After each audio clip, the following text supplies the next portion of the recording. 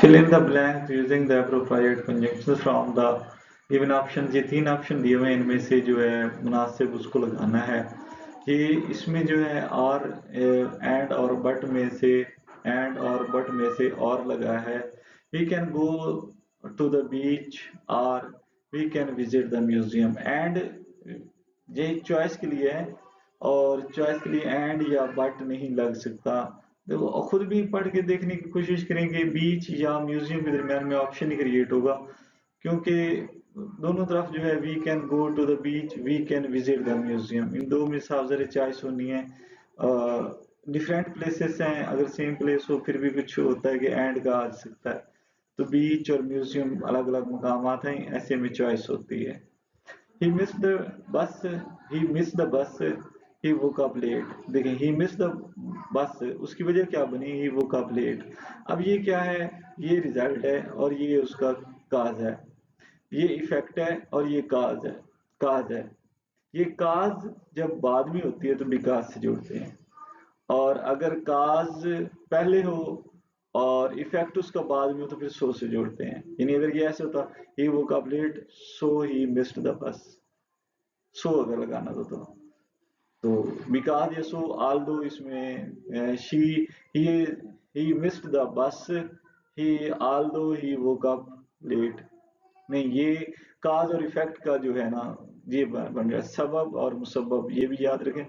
अच्छा एक बात ये ध्यान में रखें, सबब और मुसब्बब बहुत सीखें, क्योंकि जो कंजंक्शन हैं या जो सेंटेंसेस होते हैं ना इंग्लिश में या लॉजिक में, ये बहुत चलता है कि चीज़ों का सबब और मुसब्बब होता है, बच्चे को उनका रिलेशन करना होता है। काज एंड इफेक्ट का ताल्लुक बहुत पहले सीखें, ये एक अलग से इसको मेहनत करें। और मैं भी इस पे एक अच्छी खासी वीडियो लंबी डालूंगा ताकि आपको काज और इफेक्ट, सबब और मुसब्बब का पता हो कि ये कैसे बयान किए जाते हैं। अब देखिए ना यहाँ पे ही मिस द बस, ये तो हो गया उसका यानी कि इफेक्ट हुआ, और ही वो कब लेट ये उसकी वजह बनी, यानी ये काज हुआ। ये सबब और मुसब्बब, यानी सबब और मुसब्बब आपने देख लेते हैं। until you finish your homework you cannot go outside। अब देख ले, until आप शर्ती है, कंडीशन ही है, और ये नेगेटिव है, नेगेटिव में until आता है। इफ नहीं आता सो तो वैसे नहीं आएगा कंडीशन में, यानी इफ और until में होता है। इफ पॉजिटिव के लिए आता है, नेगेटिव के लिए until आता है, क्योंकि इधर कैन नॉट है तो कंडीशन में कैन नॉट है जब, तो आपने या तो until लगाना है या if लगाना है।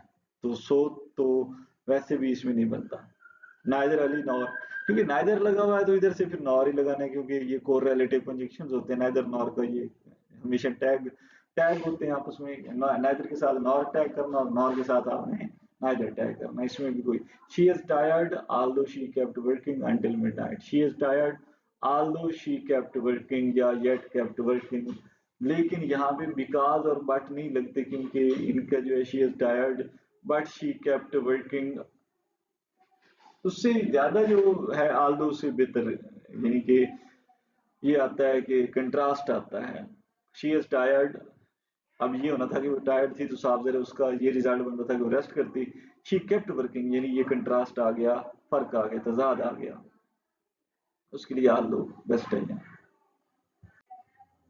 Read the each sentence carefully and determine whether it is simple sentence or complex sentence। Write your answer and explain why it fits to the category। देखिए पहले सिंपल सेंटेंस क्या होता है, एक सब्जेक्ट होता है और दो या आमतौर पे एक वर्ब होता है, अगर एक से ज्यादा वर्ब हो जाए अलग बात है, कंपाउंड वर्ब हो जाए अलग बात है, ये तो हो गया सिंपल। कॉम्प्लेक्स सेंटेंस होता है जो दो इंडिपेंडेंट क्लासेस को या दो क्लासेस को आप सबऑर्डिनेट कंजंक्शन से जोड़ते हैं। अब सबऑर्डिनेट कंजंक्शन का बहुत ही नाइन्थ क्लास में गुजर चुका है और मैंने भी बहुत तफसीली वीडियोस डाली हैं, बार बार ही आई हैं, तो उनको याद कर लें कौन कौन से होते हैं। जब उनसे दो जुमले में वो आ जाएंगे ना तो समझिए वो कॉम्प्लेक्स सेंटेंस है, पेचीदा जुमला है। तो बस देखिएगा, the cat sat on the windowsill and watched the birds। ठीक है, तो इसमें सब्जेक्ट जो है द कैट है बस, और वर्ब उसके साथ जो है सैट भी है और वॉच्ड भी है, लेकिन सब्जेक्ट एक ही है। जब एक ही सब्जेक्ट होगा तो वो कभी भी कॉम्प्लेक्स सेंटेंस नहीं हो सकता। कॉम्प्लेक्स सेंटेंस के लिए दो सब्जेक्ट होना जरूरी है, या कंपाउंड सेंटेंस के लिए, कंपाउंड या कॉम्प्लेक्स दोनों के लिए दो सब्जेक्ट होना जरूरी है बस। इवन दो इट, अब ये दो का लफ्ज आ गया, ये खुद ही बता देगा कि इवन दो आ गया जब तू कॉम्प्लेक्स सेंटेंस है, यानी ये लफ्ज खुद बताएगा कि मैं कॉम्प्लेक्स सेंटेंस क्यों बनाऊंगा। और मेरे बाद जो आएगी वो डिपेंडेंट क्लास होगी। Even though it was raining, ये आ गई आपकी dependent class. The children continue to play outside, ये आ गई आपकी मेन क्लास, प्रिंसिपल क्लास या डिपेंडेंट इंडिपेंडेंट क्लास। और ये कॉम्प्लेक्स सेंटेंस होगी और उसकी वजह आप नीचे पढ़ सकते हैं जो मैंने आपको बता दी है।